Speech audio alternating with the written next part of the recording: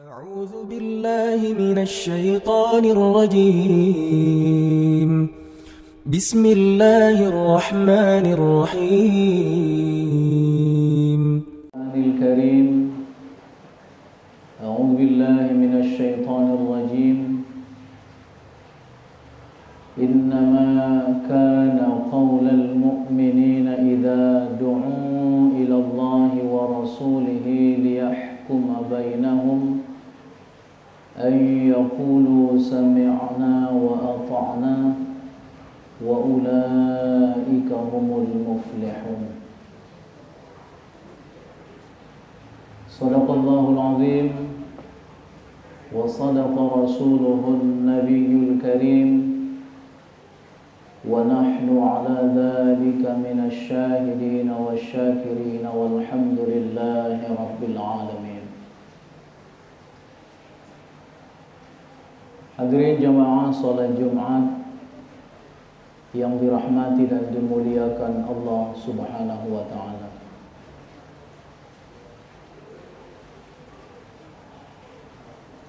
Pada hari ini kita telah berada di tanggal 1 Sya'ban 1443 Hijriah.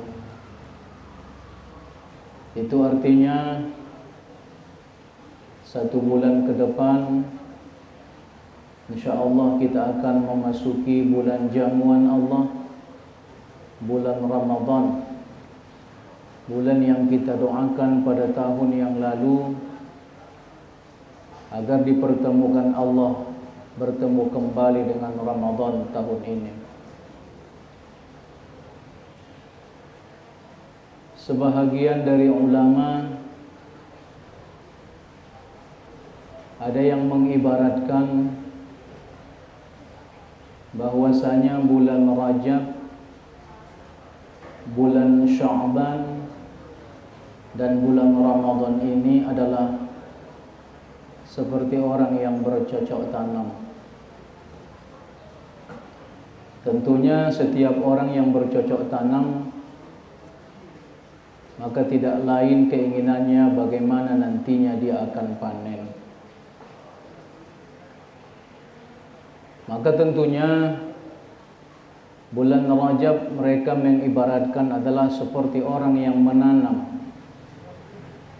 Kalau kita punya sawah, punya kebun, di bulan Rajab lah kita menanam.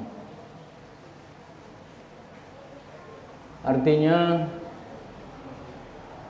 ibadah-ibadah yang selama ini belum pernah kita lakukan,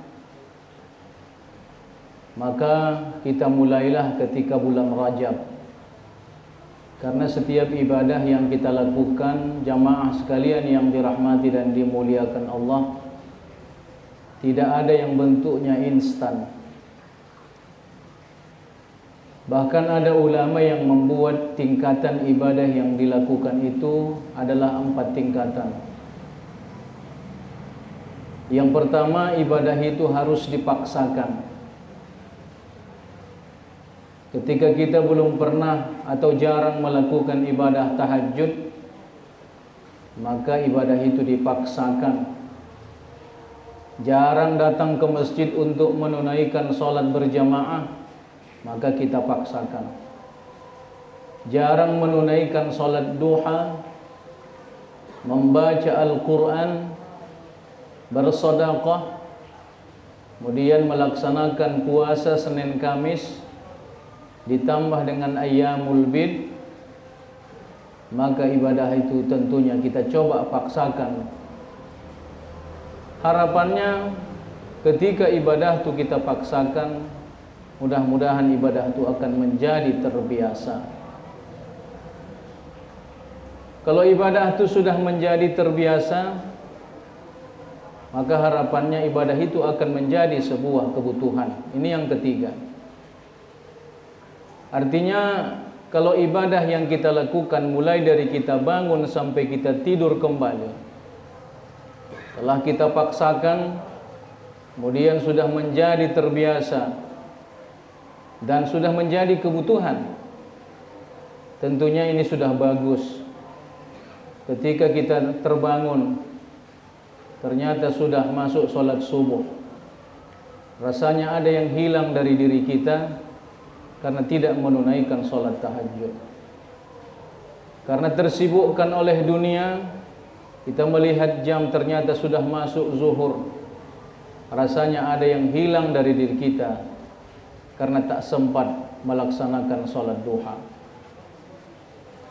Bahkan kata Imam Jalaluddin As-Suyuti, kalau ada umat Islam yang tidak membaca Al-Quran lebih dari 3 hari di luar bacaan salat, maka umurnya makruh, keberkahan umurnya berkurang.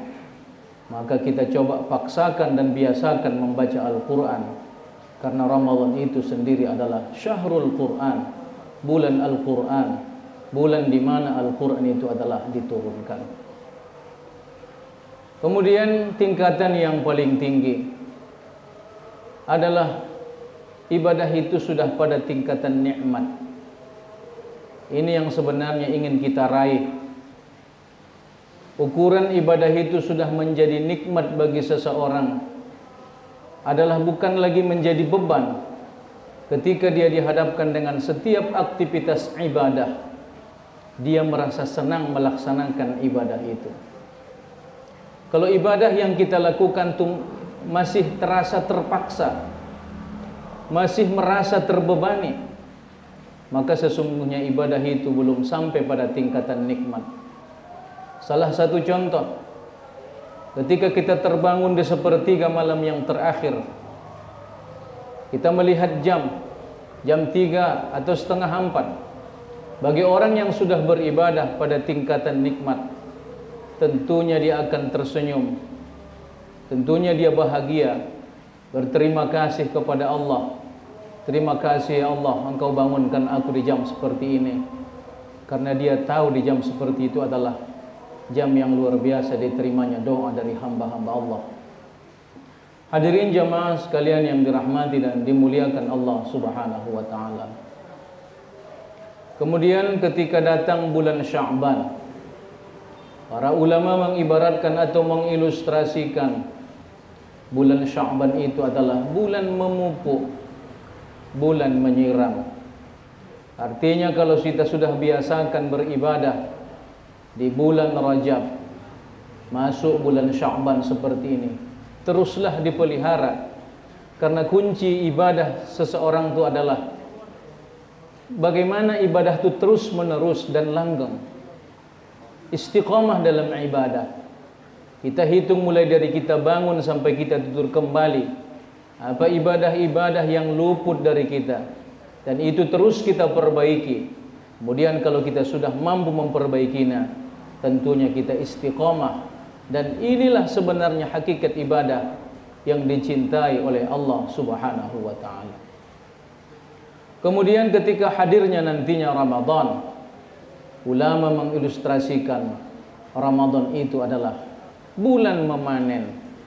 Tidak ada orang yang panen tidak bahagia. Ibaratnya orang yang punya ladang, punya kebun, ketika waktu musim panen, mereka semua adalah bahagia tersenyum. Begitulah seharusnya ketika hadirnya nanti Ramadan. Karena kalau kita lihat ibadah pada bulan Ramadan, lebih banyak ibadah-ibadah yang sunnah dibandingkan ibadah yang wajib. Yang wajib paling-paling adalah puasa wajib, salat wajib, dan zakat wajib. Selainnya itu, mulai dari tahajud, salat duha, baca Quran, salat tarawih, tadarus, itu adalah ibadah-ibadah sunnah.